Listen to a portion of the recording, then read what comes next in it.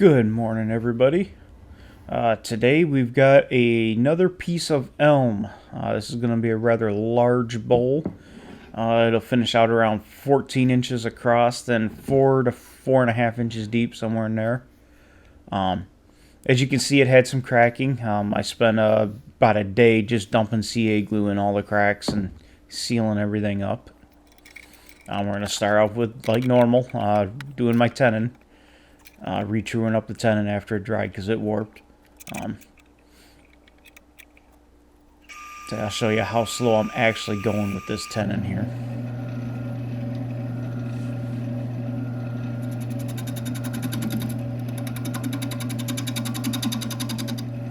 Taking my time because it's absolutely critical that this is right, especially with a small 2-inch tenon on a 14-inch bowl.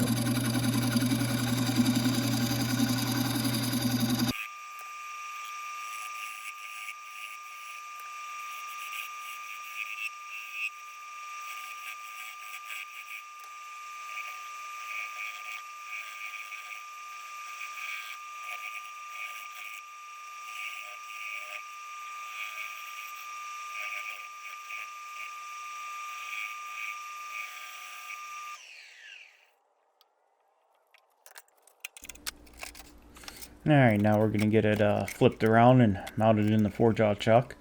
You'll notice here I take a little bit of time to make sure the top of the jaws are seated to the bottom of the bowl. I want this to spin as true as possible. I'd say any little bit of vibration on such a big piece really gets amplified as it gets bigger.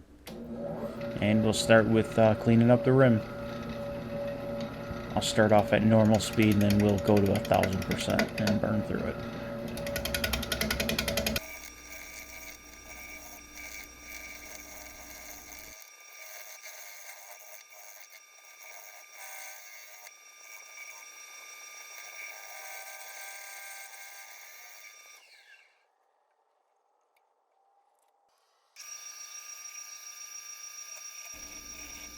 Alright, we're starting off on the outside.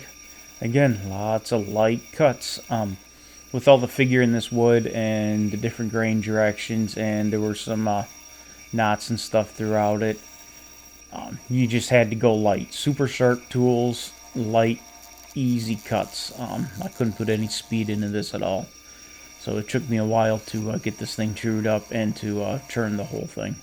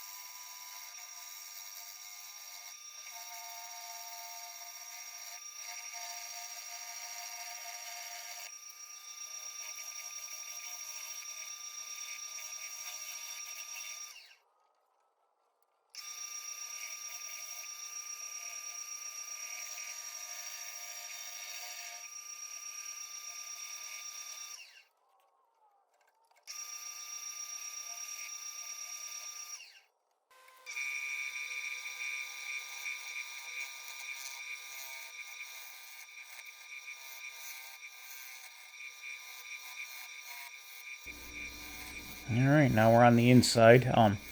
Don't reach under the tool rest like I'm doing here, but it's the only way I could get the right angle on my gouges. I don't have a bottom feeder or anything like that I can use on this. So I'm reaching underneath the tailstock support and then up onto the tool rest. Yeah, be very careful when you're doing this. I say I was only taking really light cuts, and there's no escape if something goes wrong. And here's real speed to show how light I was doing.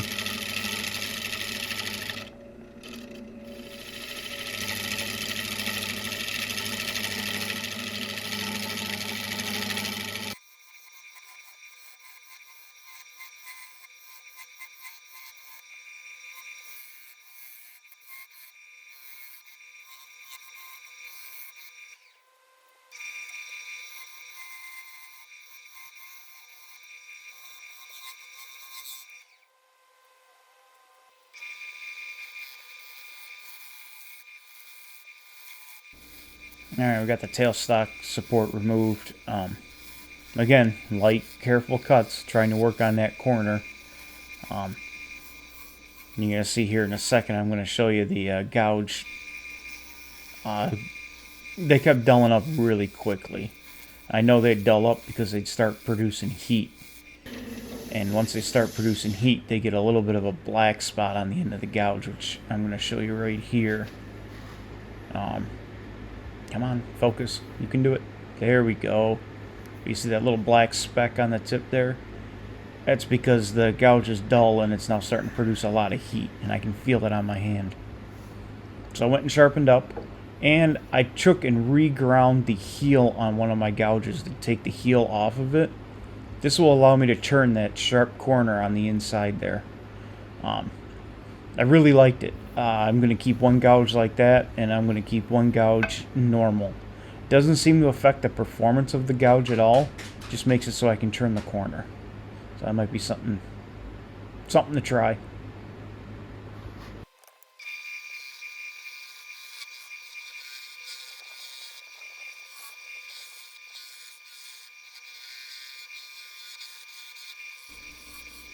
Alright, you can see here I checked thickness real quick just to make sure we're alright. I'm getting there. And just lots and lots of light passes. I didn't show all of it. I show a lot of it, but I didn't show you all of it just because this took a long time. There's probably 4 hours worth of turning here in this piece that I condensed down into a 11-minute video.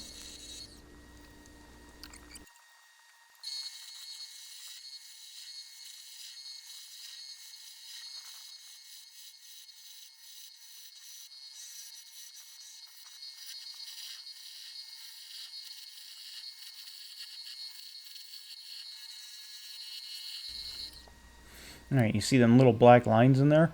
There's actually a little bit of spalting in this piece, which made it really stand out. The transition between the sapwood and the heartwood, there's a little bit of spalting on that. And there's just some faint black lines throughout the whole piece. I thought that was kind of a nice thing. Now, right now, we're going to sand from 80 grit all the way up to 600 grit. I actually used 3-inch discs on this, and then 2-inch discs for the corners. I'm not going to show all of that. And then here we are at the end of the sanding. I'm just using a Mr. Clean Magic Eraser to kind of clean up any fine fuzzies, and it just gives it a little bit of a polish. I mean, that's without any finish on it.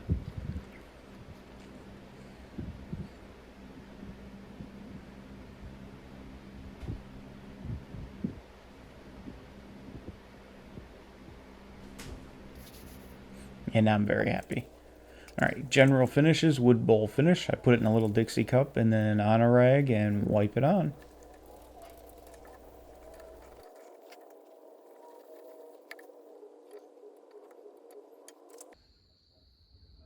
Second coat of finish.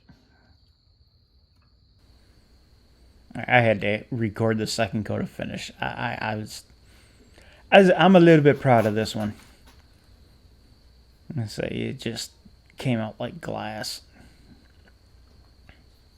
And that figure, my goodness.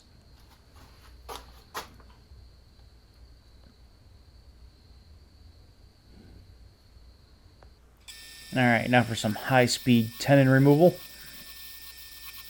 Again, very slow, small, light cuts. Don't need to chuck this across the room at this stage. You know, I have no reason to beat SLS or SpaceX to orbit with this bowl.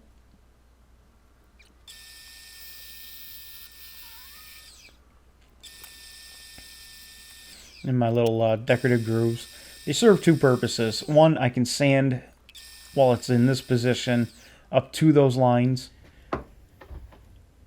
And then once I pull it off the lathe, I only have to sign within the little circles. And it also helps me line up the wood burning tool.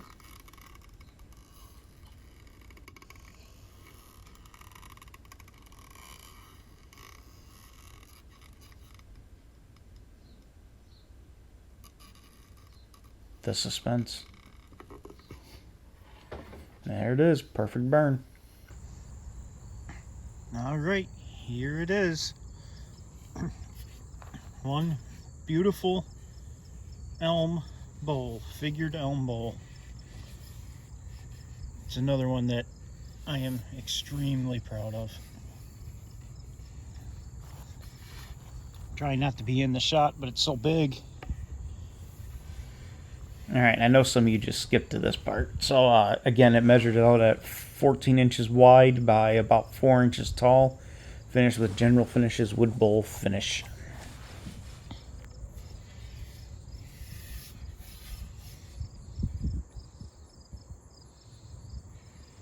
So much figure. That's what I can't get over.